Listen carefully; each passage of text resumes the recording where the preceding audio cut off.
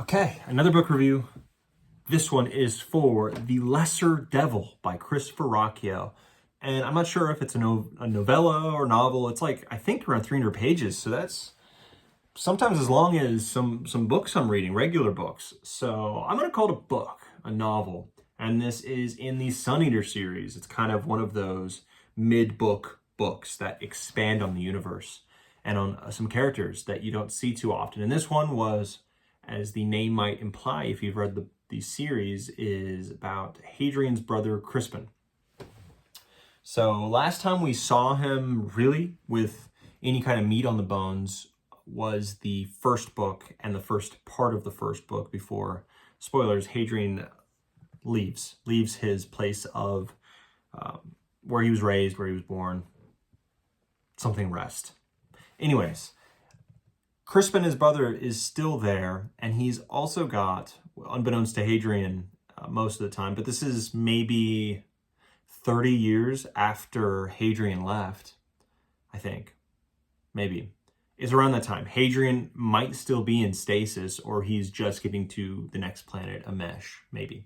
But nothing, no news has trickled in about Hadrian after he left to Crispin. So Crispin is kind of like, he's gone, who knows what happened. That's kind of all you get with Hadrian, a few times where he's thinking about him throughout the book. The rest of it is him with his sister going to travel from Something's Rest, their place. They were going to travel like a 6-hour flight through the mountains to get to a family member, let's say, to talk to an aging grandmother. Things go poorly and they crash land in the mountains, and they seek shelter, find the shelter with a Catholic village, Catholic community of like 2,000 folks.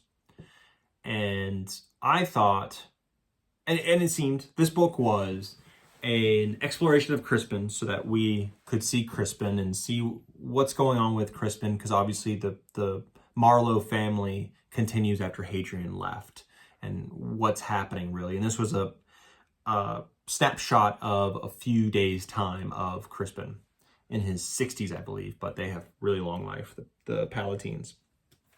So he's kind of learning to be, through this story, more sure of himself, less arrogant, and just a better leader. That's kind of what he's doing in this book, really, and being more open-minded, let's say. The second part of this book is Christopher Ruocchio putting his, because I've heard in interviews that he had, through this process, through Suneater, he's getting stronger and stronger with his Catholic faith. And it seemed like he put a community of Catholics in here. You'd already heard whispers of them in a couple other books, that there are some missionaries or communities that are protected by the empire. But now we get to see them and talk with them and deal with them. And that was the point of this book, which was the far-flung future and the society that Christopher made, and how it kind of collides and deals with a, traditional Catholic viewpoint and Catholic way of life. And that, I believed, was the most interesting part of the book. And if you don't even need to be obviously Catholic or anything, like I'm not a Catholic, but you don't need to really be religious to care. I'm not trying to say that. It's like, it is a very interesting clash of cultures and antiquity versus this modernity, this far future modernity, let's call it. That's interesting. It really builds on Crispin as a character, where he's trying to, deal with people who don't, bow and lick his boots because he's a son of a lord, who have way different viewpoints, who treat morality way differently than he does. That's very interesting. I found that very interesting. The main plot, though, where he is, it's a survive an attack on the town, survive multiple attacks on the town, see that there's a bigger plot out there, and deal with that main plot. But it really centers around this town.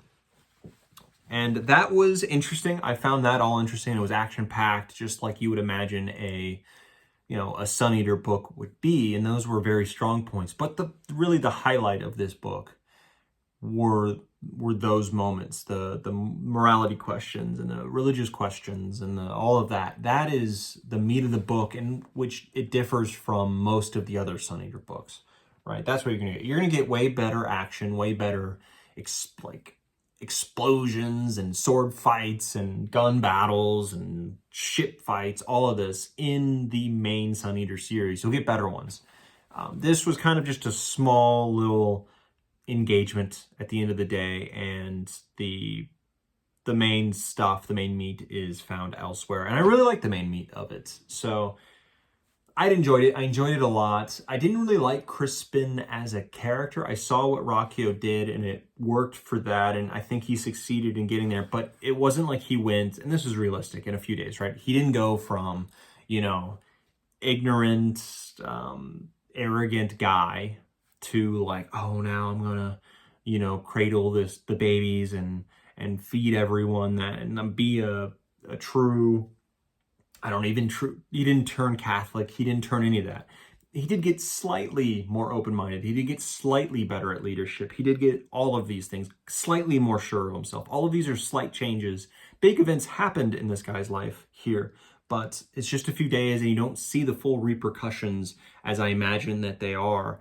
You don't see the repercussions of these changes kind of happen. You see just the seeds of them and a little bit of effects. The standout character really wasn't Crispin, although he was good. Obviously, he's second best. It wasn't his sister Sabine, who I felt was kind of just there to be built somewhere else. She had, you know, she was there, but she didn't feel consequential. The best and most interesting character to me was the priest, the main priest in the town. It was an ex-legionary turned French Catholic kind of priest here, and his dialogues with Crispin are the best, absolute best of the book, and I recommend it for that alone. Like, it was super interesting, and it's so far the best Suneater that I've read book-wise outside of the main series, obviously.